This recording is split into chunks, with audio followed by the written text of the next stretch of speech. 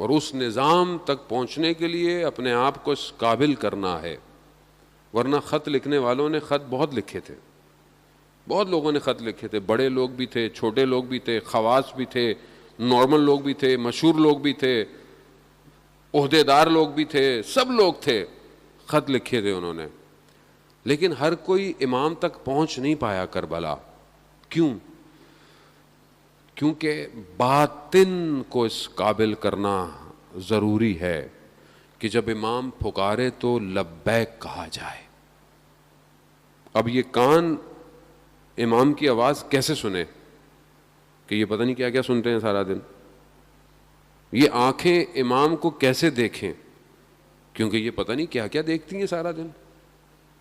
خود آپ ایک صاف پانی میں تھوڑی سی مٹی ڈال دیں, تھوڑی سی, پانی کا حجم زیادہ بھی ہو یا چھوڑ دیں, کلر کا ڈراپ ڈال دیں, ایک کوئی بھی کلر, شفاف پانی آلودہ ہو جائے گا.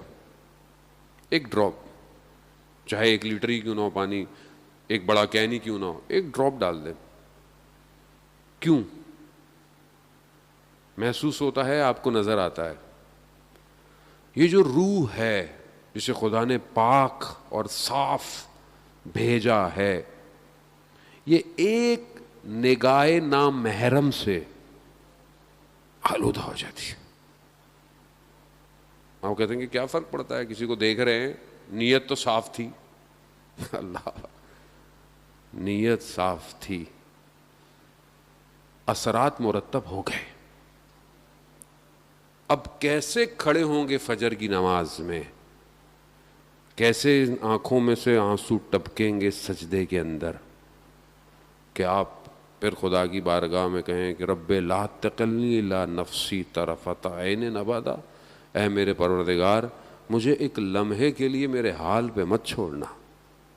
یہ رسول خدا فرما رہے ہیں رات کو خاک پہ اپنے رخسار رکھ کر, یا رسول اللہ آپ کو کیا ضرورت ہے, آپ کے لیے تو قرآن میں آیات ہیں, آپ اسوۃ و حسنہ ہیں, آپ کے لیے تو سب کچھ ہے, کائنات آپ کے لیے, آپ کیوں یہ کہہ رہے ہیں. ازواج مومنین جو ہے وہ امہات المومنین جو ہیں وہ پوچھتی ہیں رسول خدا سے کہ آپ کیوں ایسے خدا کی بارگاہ میں گڑ گڑاتے ہیں, کیوں ایسا کہتے ہیں. رسول خدا نے ارشاد فرمایا کہ برادر یونس یعنی حضرت یونس کو خدا نے تھوڑی دیر کے لیے ان کے حال پہ چھوڑا. وہ بھی نبی تھے. عزیزان محترم میں غور طلب, تھوڑا سا بعض مرائل تھوڑے سے مشکل ہیں, لیکن بہرحال ماہ محرم میں امام حسین علیہ السلام کی برکت کی وجہ سے ہم انہی چند دنوں میں کچھ سیکھنے کے لیے ایک دوسرے کو آتے ہیں. حضرت یونس علیہ السلام اللہ کے نبی, اللہ کے نبی کو جب ان کے حال پہ چھوڑا جائے تو ہمارے جیسا نہیں ہے جیسے ہمیں حال پہ چھوڑا جاتا ہے. وہ اللہ کے نبی ہیں, وہ معصوم ہیں. لیکن رسول خدا فرماتے ہیں کہ برادر یونس کو تھوڑی دیر کے لیے اللہ نے ان کے حال پہ چھوڑا. کیا ہوا؟ 3 تاریکیوں میں چلے گئے. قرآن کی آیات ہیں عزیزان محترم, رات کی تاریکی, سمندر کی تاریکی اور مچھلی کے شکم کی تاریکی. 3 تاریکیاں, ظلمات چلے گئے. 6 ماہ تک لا الہ الا انت سبحانک انی کنت من الظالمین. ذکر یونسیہ اسی وجہ سے مشہور ہے. حضرت یونس یہ ذکر کرتے رہے, پروردگار میں خود اپنے اوپر, میں نے ظلم کیا اپنے اوپر. اس کے بعد خدا نے کہا فاستجبنا لہ ونجیناہ من الغم وکذالک ننجی المؤمنین. پھر خدا نے کہا قبول کیا, نجات دینے والا وہی. عزیزان محترم, ہم اور آپ کس کیٹیگری میں؟ ہم کیا دیکھ رہے ہیں کہ ہم کوئی غلطی ہم سے ہوتی ہے, کیا ہمیں محسوس ہوتی ہے ہم نے غلطی کی؟ کوئی زبان سے غلط بات نکل جاتی ہے, کسی کو ہم خدا نخواستہ برا بول دیں, کسی کو تہمت لگا دیں, ہمیں محسوس ہوتا ہے؟